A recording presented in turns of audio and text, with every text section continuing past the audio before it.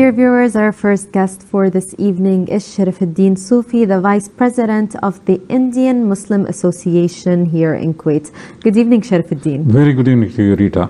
Thank you so much. It's a pleasure to have you back on the show, especially that you're going to be shedding light on a very big community here in Kuwait.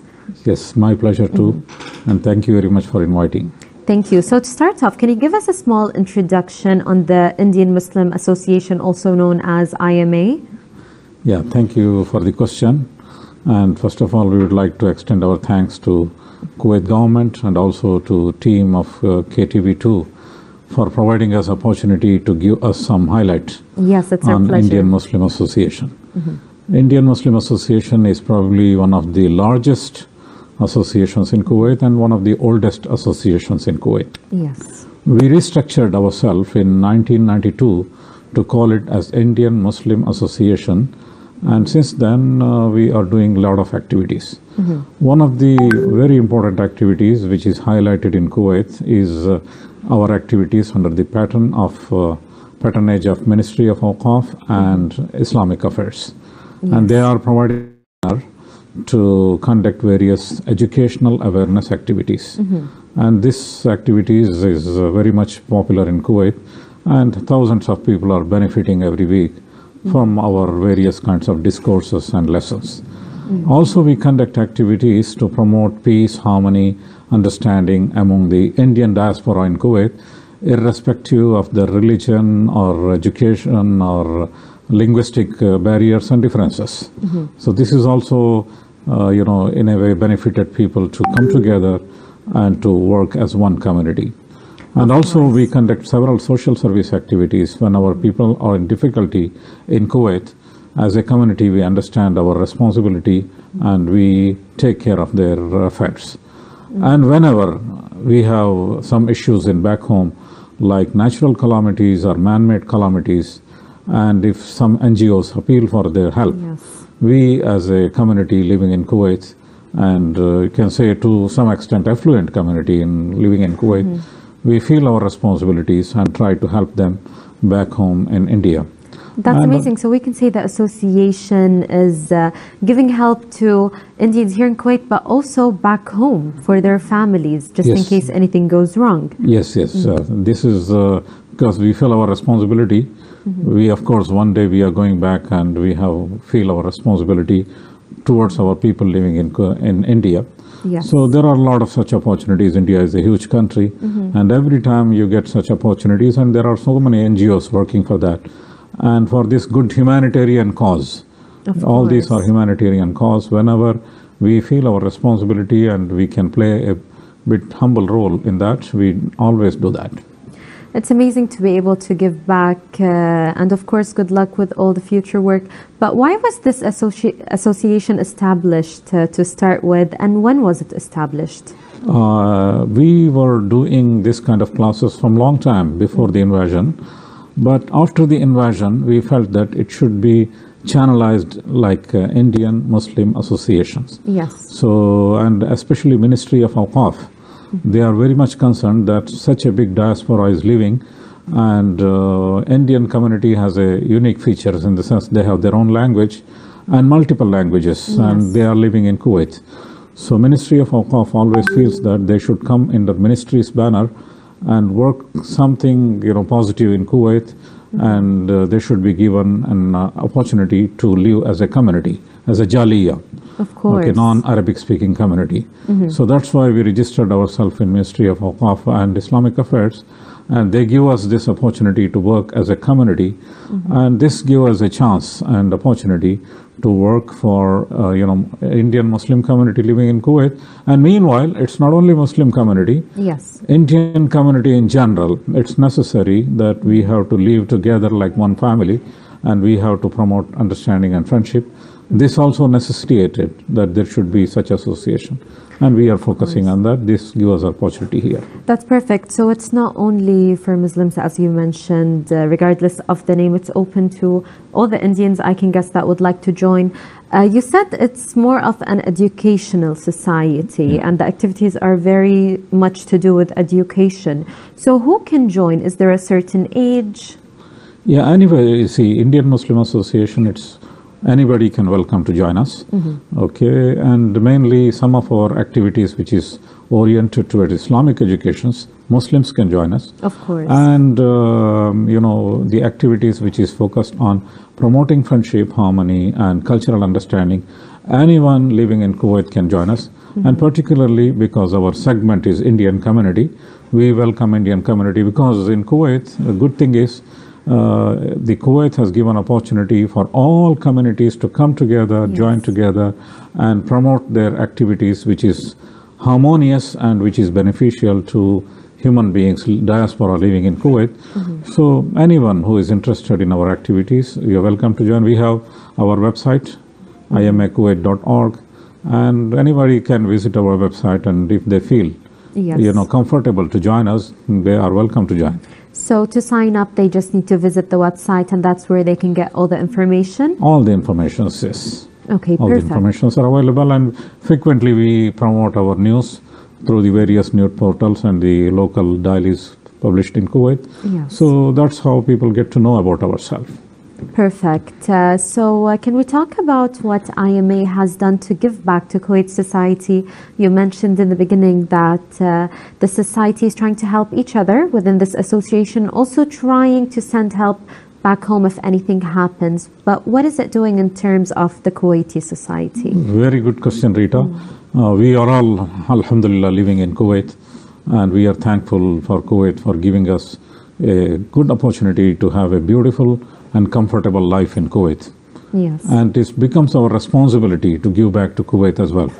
And particularly as Indians, because we constitute largest expatriate community in Kuwait, almost more than 1 million, we can say. Big amount. Very big community. So it is our responsibility. And Indian community, as an Indian Muslim Association, we have conducted so many activities, particularly focusing on Kuwait society.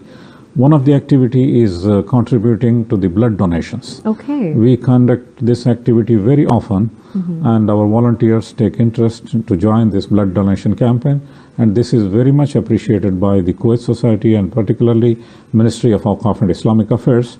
We also conducted several activities related to beach cleaning. Okay. So we call people and also our volunteer to clean the beaches, and this activity is also focused towards contributing something back to Kuwait society.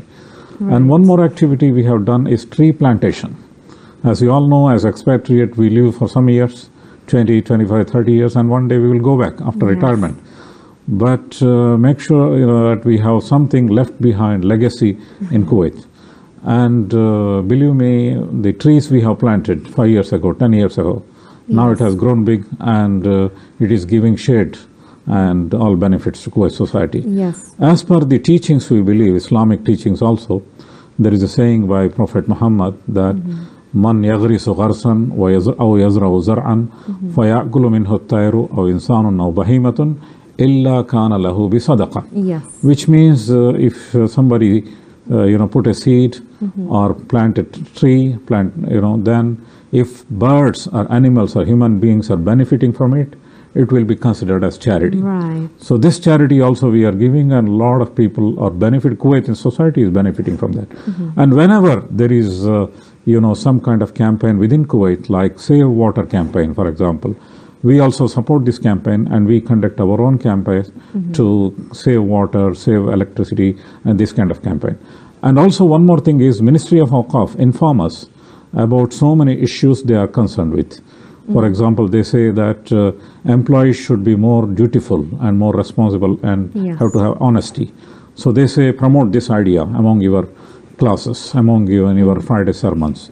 So we conduct Friday sermons on this subject and classes on this subject. So this awareness is created that every employee should be dutiful, and every employee should care about environment, and every human being should care about environment. So this comes sometimes as a request from Ministry of Awqaf, and we do that. And this is all giving back to Kuwait society, and we have seen that it is very much appreciated and very much recognized by Kuwait society, particularly Ministry of Awqaf and Islamic Affairs. I think it's amazing to give back in the way that the association is, where you're really taking care of the environment when it comes to trees, even cleaning up the beaches, even when it comes to health, where you're constantly donating blood, and that could be really helpful to some people. It could save lives. So that is amazing. Thank you very much. You're welcome. So what kind of activities does IMA do, or what has it been doing during the pandemic, actually? Very important question. And pandemic was a very challenging thing for the whole world. Yes. Also for a Kuwait society also. And especially during the peak period of pandemic last year, from, you can say, from March to August, Yes. there was sudden lockdown declared in Kuwait. And this created a lot of problems to many society and many people in society, many families, and even bachelors living in Kuwait. A lot of people did lose their jobs. Unfortunately, the pandemic really hit the world hard, we can say. Yes. And suddenly we saw that so many people lost their jobs, and so many people didn't get their salaries. Right. And so many people who work for daily wages or, these kind of, they lost their money, and people were deprived of money. And sometimes people have no facility to go to supermarkets, no conveyance, no cars. So this created a lot of problems in Kuwait. So we coordinated with some NGOs working in Kuwait. Many Arab and Kuwaiti NGOs also were working in Kuwait. Since we have a connection with Ministry of Awqaf, we had an opportunity to talk to these NGOs and join hands together with them to help the people in need, particularly Indian community. And irrespective of the nationality, we helped everybody. And when it comes to India also, we did not see whether he's a Muslim or non-Muslim or whatever. So we helped all of them. And also Indian Embassy in Kuwait. They initiated an activity later on, in later part of the pandemic, and they organized a group called Indian Community Support Group. Yes. They invited all major organizations in Kuwait, and one Indian Muslim Association being one of the major organizations. We also got the invitations, and our volunteers, they were very much willing to help people who are in distress anywhere, any part of the Kuwait. Perfect. Like, for example, remote part of Jahra, another end is Faha Hill. Wherever people are in distress, our volunteers were very much in forefront to help through their efforts to distribute ration kits, to attend to their various kinds of needs. That was very much helpful during the pandemic. And moreover, a lot of people, of volunteers, they threw their own money, their own time, their own efforts. They contributed a lot. They were ready to sacrifice themselves for the others. And they took risks also. There may be, in the pandemic, there may be spread of corona to themselves also. So they took care of themselves, and they made sure that by taking care of ourselves, we reach to the people who are in need. So this was also recognized by the Indian Embassy, as well as the community living in Kuwait, especially our host nation community, Kuwaitis. They also recognized our efforts. Of course. And I think it's amazing the work the community has done, and how everyone really did come together to help everyone affected by this pandemic. So this is in terms of the pandemic activities. What about the virtual activities? Because we did go through full lockdown, we couldn't leave our houses. How was the association still staying in touch with all its members? Were there any specific virtual, we could say, meetings or activities being held? Yes, it's a very good question. Especially during the pandemic, some people were depressed. Of course. And that was, a big issue. We, because it's a pandemic and we had a virtual activity, this has opened a new door. It never happened before. And we never knew that virtual activity can be so beneficial. We had an opportunity to, for example, to talk about depression. There are various kinds of experts all over the world. So we identified the experts who can talk to the people living in Kuwait about depression, for example. We conducted some programs on how to control your depression, how to have a positive attitude towards life, and how to face the pandemic, and how you can retain your health, how you can care about yourself and your family during the pandemic. And this kind of subject, people were very much concerned to know about this kind of subject. And this gives us an opportunity. Also, we talked about so many other things, like so many people lost jobs. They wanted to try something new. For example, those who are in the traveling industry and travel agents and so many other related industries. Yes, this industry is still suffering. Correct. They lost their jobs. Yes. So they wanted to jump into new avenues. So we gave them guidance how to create a new CV, how to go into the new avenues where you can work for. Yes. So we called experts, we gave them virtual programs, and this allowed them to learn so many things. Also, we talked about how to have your own business. And Right. entrepreneurship also, we conducted a couple of, and startup ventures, we conducted a couple of programs about entrepreneurship. And we also conducted some programs where you can do business through online. Yes. Okay, there is online portal available. You can do business wherever you are through the online portal. So this is a huge opportunity which we never had before pandemic, Right. and we rediscovered ourselves that course. even during the pandemic, through the virtual activity, how you can create awareness which people are longing and people are looking for. So this great opportunity we had during the pandemic, and it was very successful and very much appreciated. And it is continuing actually. Every Yes. week, almost every month, 2-3 programs like that. And it is in high demand and people appreciate it a lot. Yes, lately all the activities have moved into virtual platforms online, and I think we never saw how beneficial that could be until this pandemic has started, especially that a lot of people have been depressed, definitely, Yes. and they do need help, they do need these courses to be able to be connected to the outside world while they stay at home. So what's IMA's activities with the Ministry of Awqaf? We see that there's we could say a big partnership between these two things? Yes, of course, yes.